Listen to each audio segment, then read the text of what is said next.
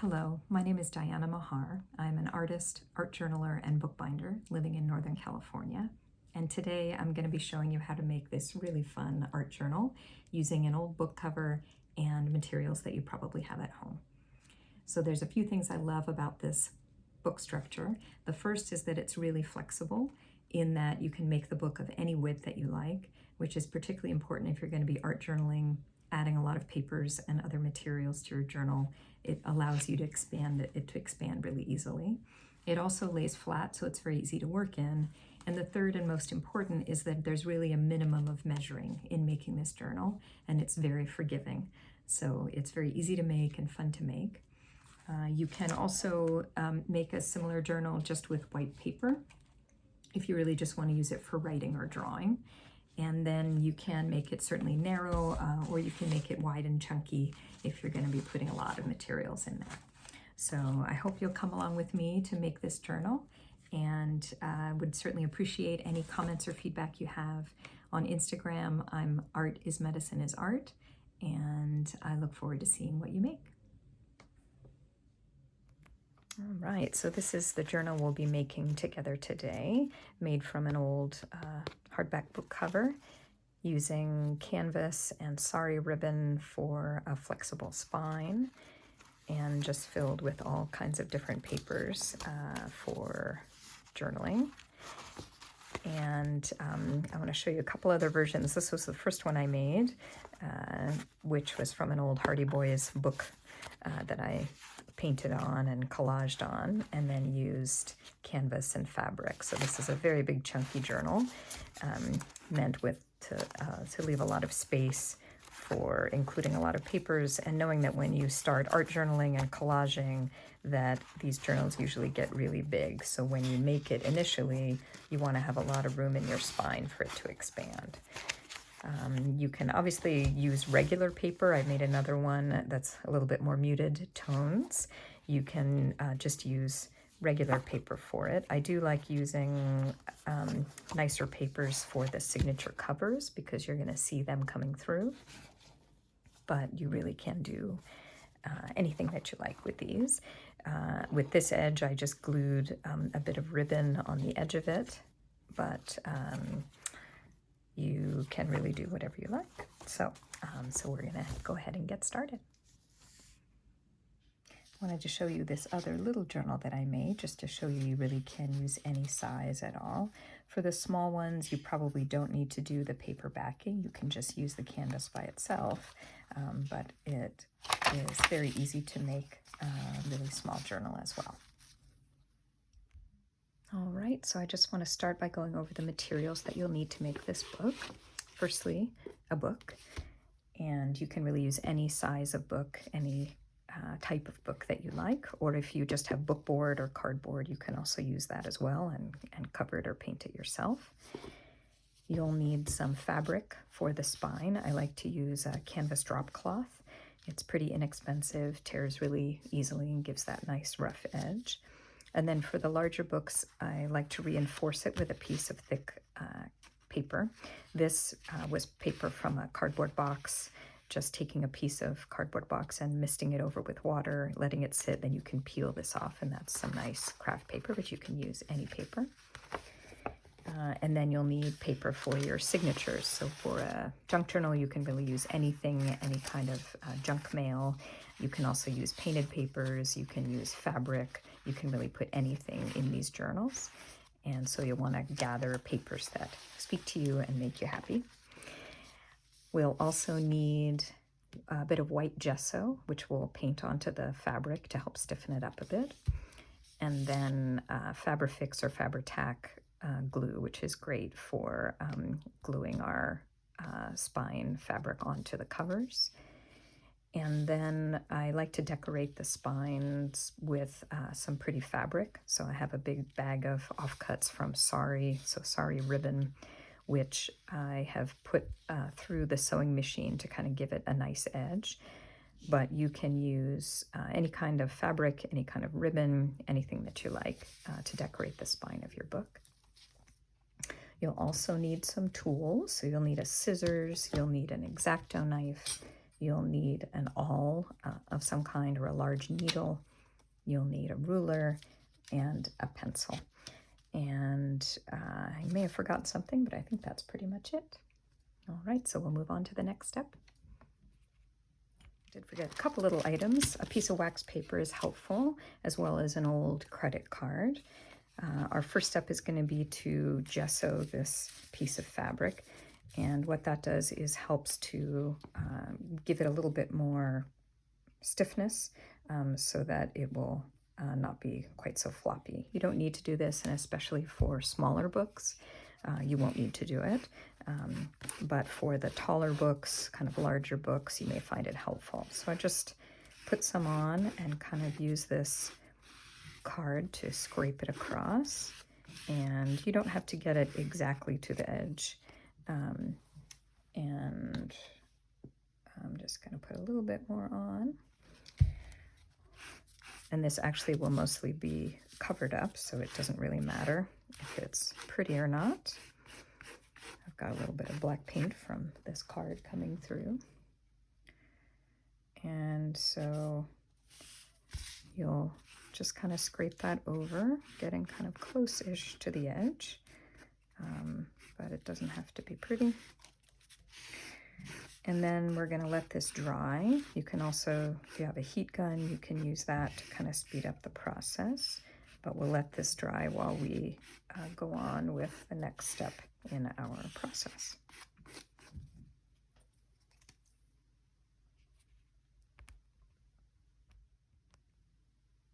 All right, so while the gesso is drying, we're going to deconstruct our book. So it is, you really can just cut the covers off here and you can keep the spine. I like to use a ruler, even though you do have this edge. And my book is called Anything Can Happen. And I really like finding books that have a little bit of an interesting cover. So you certainly can, kind of cut down along this side, but since we're not trying to preserve the spine in this case, I'm just going to cut down along this edge here.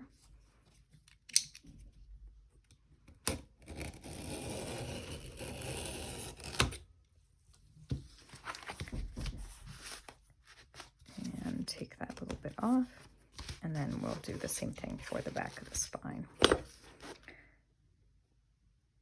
So obviously you can, collage or paint on top of the covers if you like.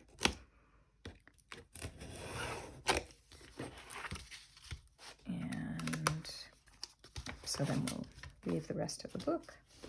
And then we have our two covers here. So that will be our front cover, and this will be our back cover, and our spine will be here. And then next, while we're waiting for our gesso to dry, we can start looking at some of our papers. So you certainly can make all of your papers exactly the same size as the book. So sometimes it's helpful to measure the width of your book. So this one is 4.5 inches wide, which means a folded paper would be 9 inches. And so I can keep that in mind. But the great thing about junk journals is you can really make them absolutely any size at all. They can stick out either way, and you can always cut them off later on if you choose. So I usually like to just try to decide how many signatures I'm going to have. And in this case, I think with this small of a book, I'll probably just do 3 signatures. And so I'm just going to pick 3 signature papers that I like the edges of. So I think I might do these 3. And then usually I'll just put them in piles and then start putting in my papers. And you can use a ruler to tear the paper. You also don't have to have each paper individually folded evenly. So for example, if I like this paper, I can actually fold it in any direction. So you can have them be folded unevenly so that you'll have different size pages for your signature. And that's nice for images that aren't quite the right size, but that you want to be able to use. So usually I'll try to just kind of evenly distribute them into the number of signatures. You can use fabric and really any size of paper. And so I'm just going to sort these, and then I'll come back when they're all ready just to show you what it looks like. All right, so I've got my 3 little piles here, and I'm going to start with my signature wrapper that I've decided, and then I'm just going to start putting in papers. And the main thing here that you want is just to have them be lined up so that they're kind of even. You don't really have to do it because you can certainly have them be off and not even if you want. And then you need to decide what's going to be your center page. So this one I don't think is very pretty, so I'm going to switch it out and actually make this one my center page. So I'm just going to even that up, put that one in, and then I'll put that one in there, and I'll put my little fabric in just right in the middle there. And then put my center page here. So that's my first signature. And so you just want to push all those in and then get a little clamp to clamp all those together. And it's good if you have, you know, a bone folded or your scissors, the blunt end of your scissors, to kind of flatten that a little bit. So that's one signature, and then we'll run through the others.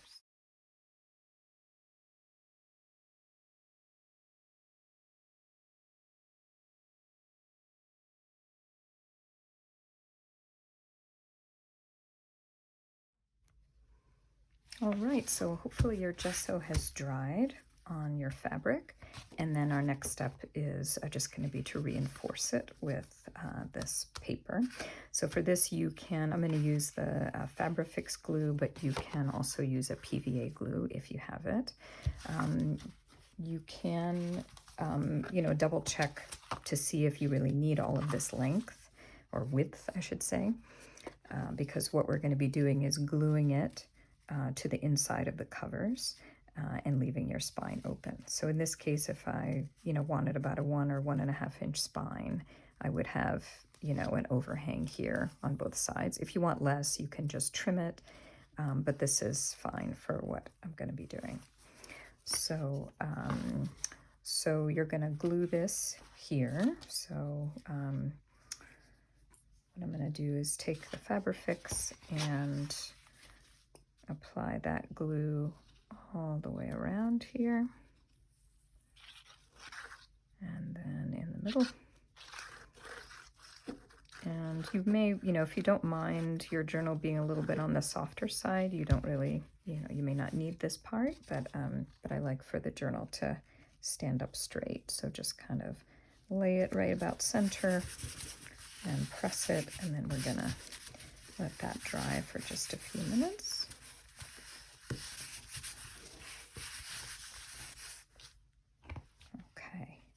So next, really the only kind of big measuring part of this type of journal is to decide how you want your fabric ribbons to lay on the cover, on the spine. So I'm going to use this ribbon, and remember that really all that's going to be showing is what's right in the middle.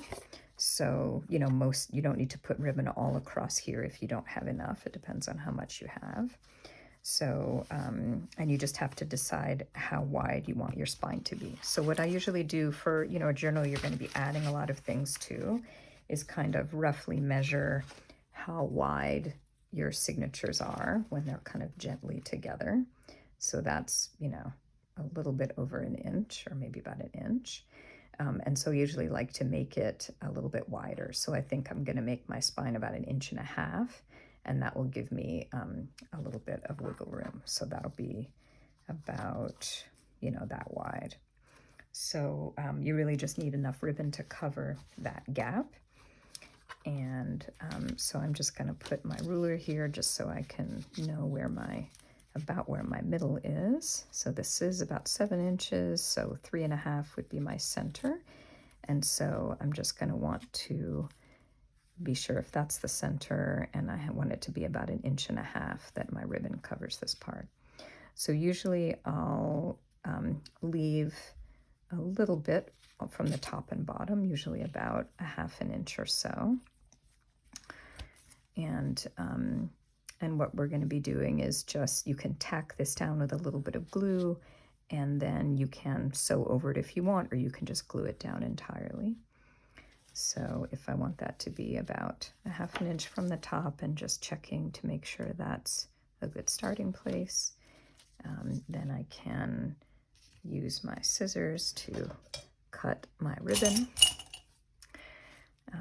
just making sure that I leave a little bit on either side. So I'm just going to cut a piece about that long. And then in this case, I'm going to want 3 strips of this ribbon. So I'm going to cut those and then have a 3rd one down below. And so you can, this ribbon has a kind of color change in color, so I'm going to take advantage of that and then just cut over here to give myself that 3rd bit there. All right, so when you're placing these, you really can't, what's going to happen is we're going to be cutting out the area in between. So you can just use your ruler to kind of line it up. If you have a glue stick, you can use that to help you out as well.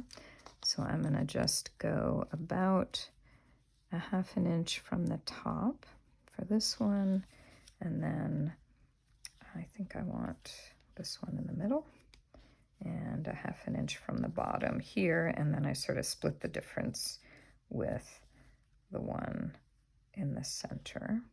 So that's at about 3, this is about 9, so then I want my center one to be about here. And again, it really doesn't matter if it's exact. So I'm just gonna glue this down just to kind of have it stick a little bit here.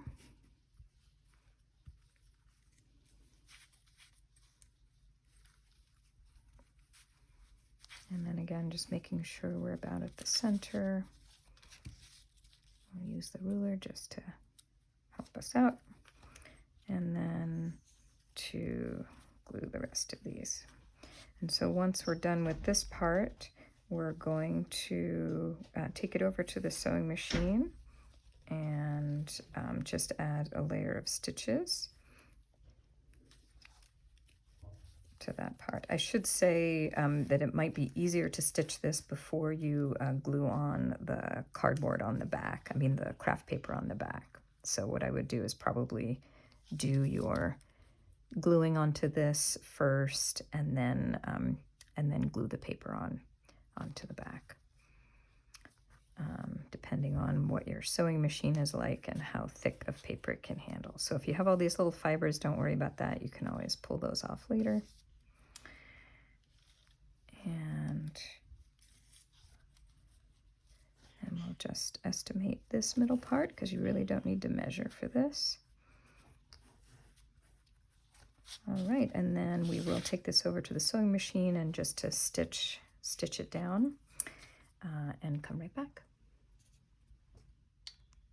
All right, so I've sewn through the bits of fabric. That's one thing I love about this journal, is you don't really have to worry about being able to sew straight or pretty. You don't have to worry about the ends, because those are going to be covered up by the covers. I sewed through the paper, but if you're worried that it's too thick for your sewing machine, you can stitch just on the canvas first and then glue your paper afterwards. All right, so for this next step, we are going to need our cutting mat, and so I'm just going to slip that under here,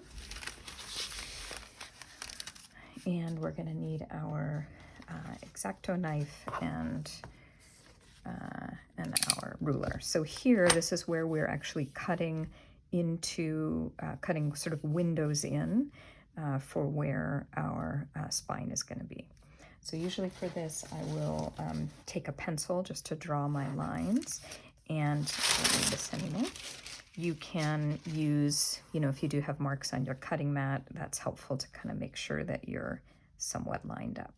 So in my case, I am going to have my spine holes be about 1.5 inches right in the center. So this is just, here, I'll put it here, just about 7 inches wide. So 3.5 is my center point. I know I want 1.5 inches, so there's 1 inch and another 1/4 on each side.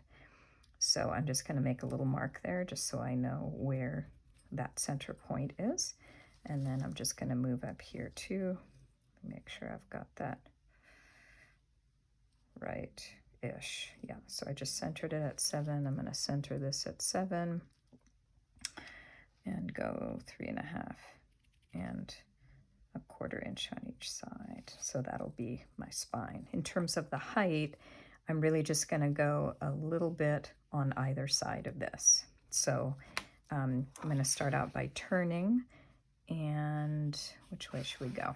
So let's just start out with cutting here. So I'm going to try to line this up straight, and what I'm going to be doing is cutting these vertical lines here. And it looks like my 2 different measurements are different, so I'm going to kind of split the difference there and make my first cut, because you just got to get going and go for it. And we can always cut a little more later. So I'm going to cut that down there. And then from that cut, I'm just going to go about 1.5 inches. Again, my marks were a little off, but who cares? All right, so I'm just going to cut my line there. Because the goal of this is to really just make a nice and easy journal and not stress yourself out too much. So those are my cuts that I've made.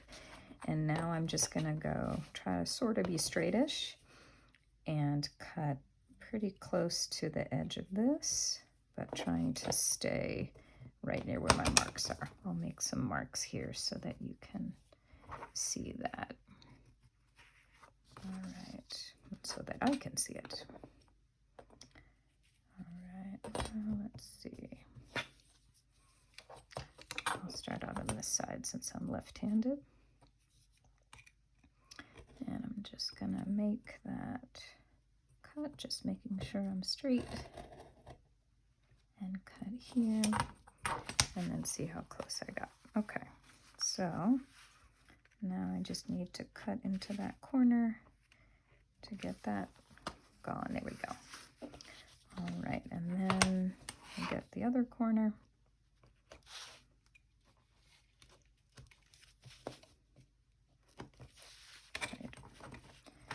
All right, and then I'm just going to cut that edge there. You can always just kind of start at the center, and you can certainly draw these lines out if you want to be a little more precise than I'm being. And then just cut to the corner and to the corner there. And that guy. All right, so there's one. And then we can use this piece to do our other line. And that way we get something even. You can also measure it, doesn't really matter. Right.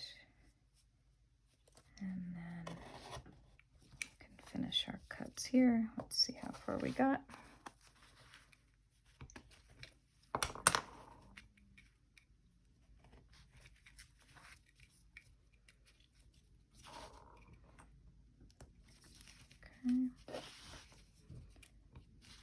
And our last little bit there.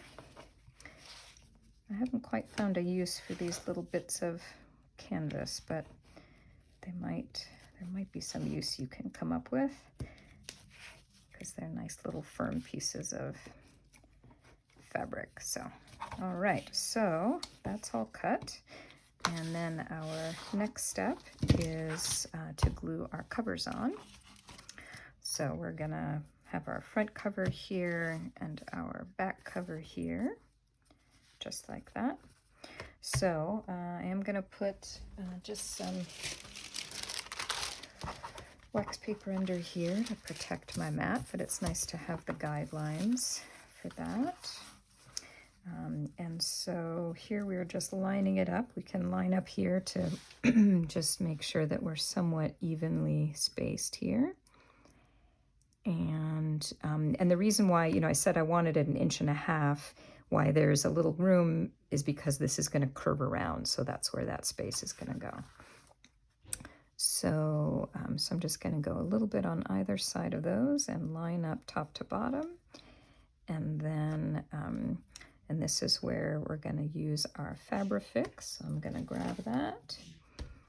And then I'm going to lay down a whole bunch of Fabrifix here. And then lay my cover down. So I'm going to go all up here, up to the edge and around. And then give it some love in the middle here.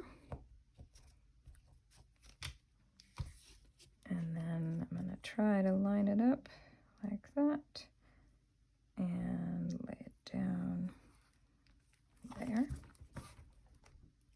All right, and then I'm going to do the same on my other side and just try to make an even distance here.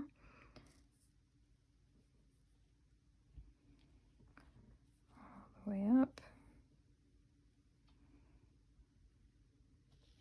And this is just fantastic glue because it will stick really well and it sticks pretty quick. All right, so again, I want to be lined up sort of equidistant and at about the same height, and just press it down. So I've got a little extra glue there. I'm just going to try to wipe that away a little bit into the edge and then press down. So usually I will lay a heavy book down on top of this and let it dry. All right, so next we're going to talk about making our punching template. So I have a piece of paper that's about the same height as my book cover. And what we're going to be doing is punching a hole for each signature in the top and the bottom, and then punching additional holes for our signature papers because the thread will then actually come through these holes. So I want to mark just below the ribbon on the lower end and just above on the top end, and then just inside the holes here. And that's where the thread will come out. So what I usually will start out doing is punching the holes. You can do either punch the holes in the template or punch the holes here. And so what we'll start with, because this is still drying a bit, is to go ahead and punch the holes in our signatures. So I'm just gonna fold that. You do want to mark the head of your template because your top and bottom may not be exactly the same height, so it's important to note which side is the top when you've made these measurements. So this hole is going to be what's going to go through the cover and the signatures, and then these will be just for the paper signatures, and then this bottom one will go through both. So I'm then going to take my first signature, open up to the middle, place my template here and just center it. And then I'm going to use my awl. If you don't have an awl, you can use a large needle. And then I'm going to hold this flat and hold this really flat parallel to the table and poke straight through to the other side. And then I'm going to continue that. You want it to be a little bit controlled so that you don't make too large a hole, but I'm just basically pushing straight ahead until it comes through to the other side.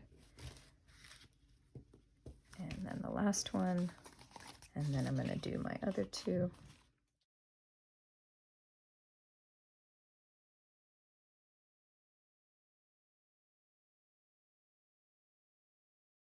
So this is the only other little place you may want to measure, because you'll want, ideally, your signatures to be evenly placed. So since I have 3 signatures, let me just grab my ruler here. And I have about 2 inches width here. But I do, I want them to be centered here. So I know my middle signature is going to go right here. And what I'm going to do, it looks like if I do 1/2 inch on this side and 1/2 inch on that side, that will give me some nice space there. So I know how high I want these. And so what I'll usually do is just mark at the center. This is where having your ruler right there is helpful. And you can just use a pencil, if I can find my pencil, to mark across here. And again, kind of estimating. You can totally use something more precise if you like, but I like kind of winging it. It gives it that very homemade look. So, and then I can look at that if that looks okay, which I think that looks okay for me for this. And so same thing down here. I'm lining up my template to know how deep in to go. And I know I want my center one right here in the center, and then about 1/2 inch on either side. Okay, so that's where I'm going to punch through my template. So always good to have a little cutting mat when you're doing this. So for this, you're basically just going to punch straight through. You are going to want to make a little bit larger holes than you do in the paper, just so you can get it all the way through.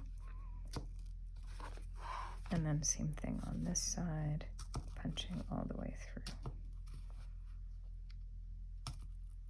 All right, so now we've punched our holes in our signatures and our cover, and the next thing is just to sew.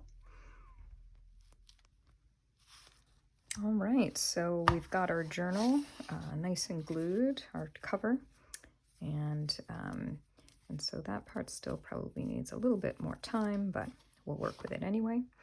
And we've got our signatures ready to go. So you'll want to think about what order you want to put your signatures in the book. I kind of like that order. And then choose the color of thread that you want. So I find contrast works really well with these, so I'm going to go with a bright pink. You could do different colors for each of the signatures. It's really entirely up to you. So, in terms of the length for each signature, we're going to need 2.5 times the height here. So I'll just measure 1, 2, and about 1/2. And so I'm going to cut 3 of those because I have 3 signatures. So 1, 2 and 1/2, and then 1 more.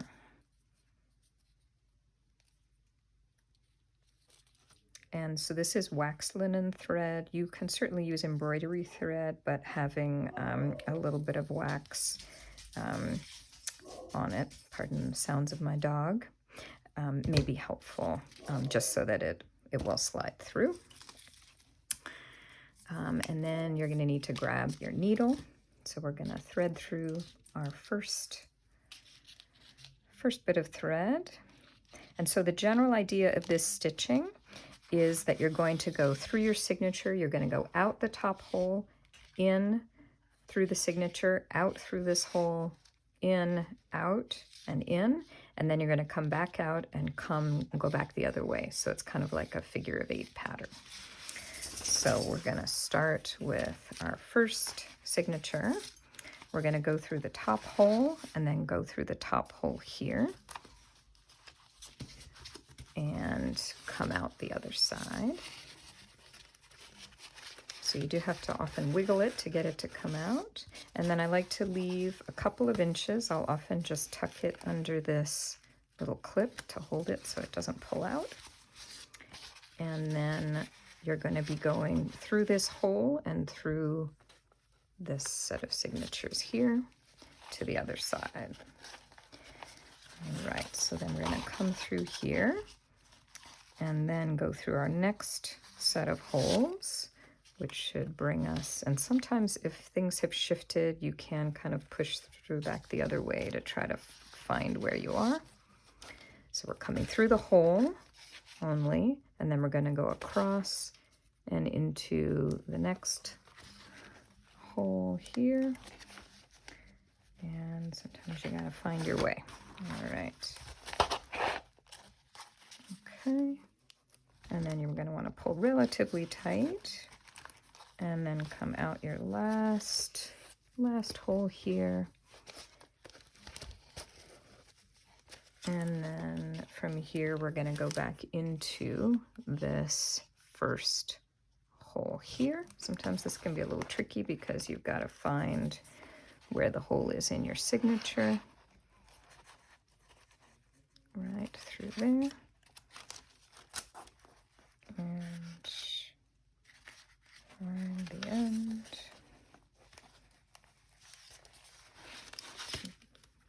Do that. There we go. Okay. All right, so now we're through the first half of this. You want to make sure that everything looks, what did I do here? It looks like I just need to scooch this over. Okay. All right, so you're going to tighten that up, and then we're going to go back the other way. So make sure that's tight, and then you're going back through the same hole and try to angle out so you don't split your thread. And come back out through here, and then go back in again, trying to stay away from that other thread, and then back in again. Give ourselves a little more thread, and then back through that last hole. All right, and then we're going to take off the needle, remove this, and then we're just going to tie a square knot. And that's where you go right over left and then left over right, or whichever you prefer. And I like to just kind of have it, hold it down with my finger and then go the other way, and then keep holding with your finger and kind of slide it to the side so it doesn't loosen as you go. And then we're just going to trim off here and here, and then push the knot down a little bit.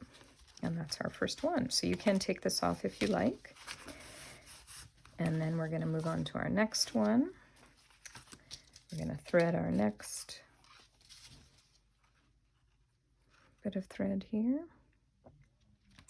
And we are almost done with this. So again, find your center. And we're going to go through the top hole and the top. Come nearly all the way out, but leave yourself a little space here, so just pin that underneath. And then we're going to come through this hole here.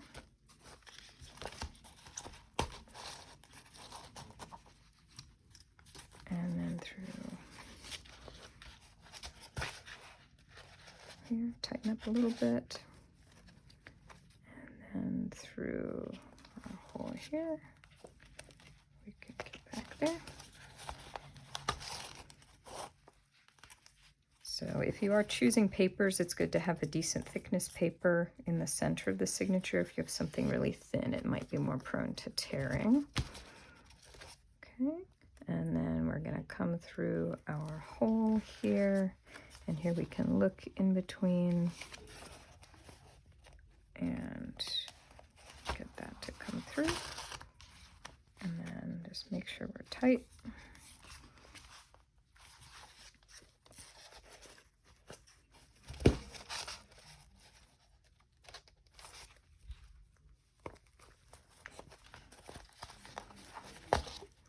And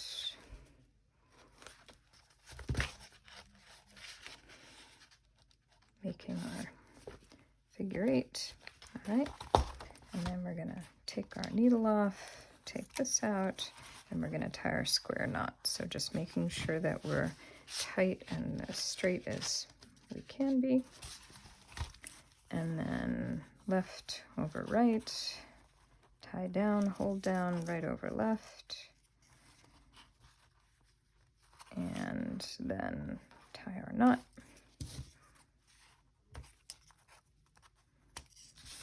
And then press that down a little bit. All right, and there's number 2, and then we'll do our last one.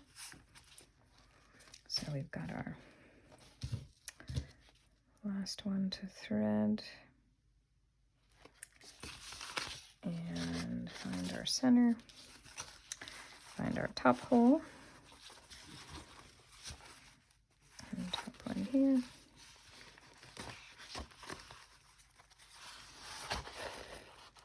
and bring that out, tuck a bit in, well, into there.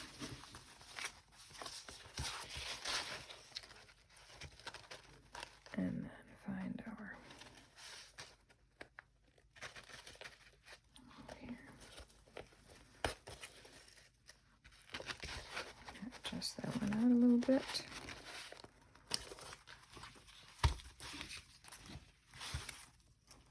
And then sometimes if I can't see, like this is, you know, the printed pattern, if you just drag your needle along, then you'll feel that hole.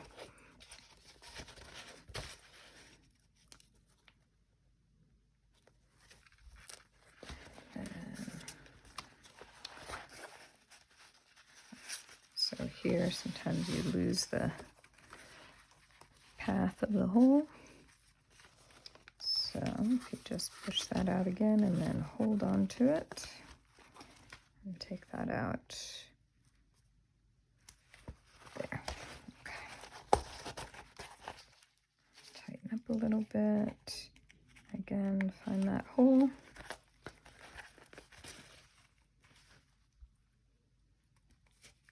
And our last hole, and last hole here. There we go. All right, so I'm just going to try to tighten up here, shift it over a little so it's somewhat even, and then you can tighten from here and from here. And then here, and then we're coming back through. Again, a little angle to try to avoid splitting your thread. And back in.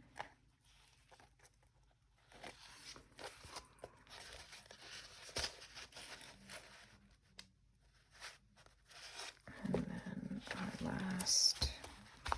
last one.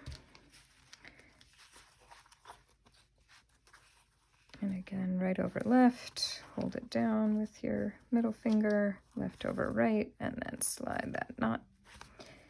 And then trim. Push it down a little bit, take off your clamp, and we are done. So you can kind of push this down, or you can leave it weighted a little bit if you want it to have more of a square cover. But that is our finished journal. And what I like again about it is that it opens quite flat, so it's easy to work on.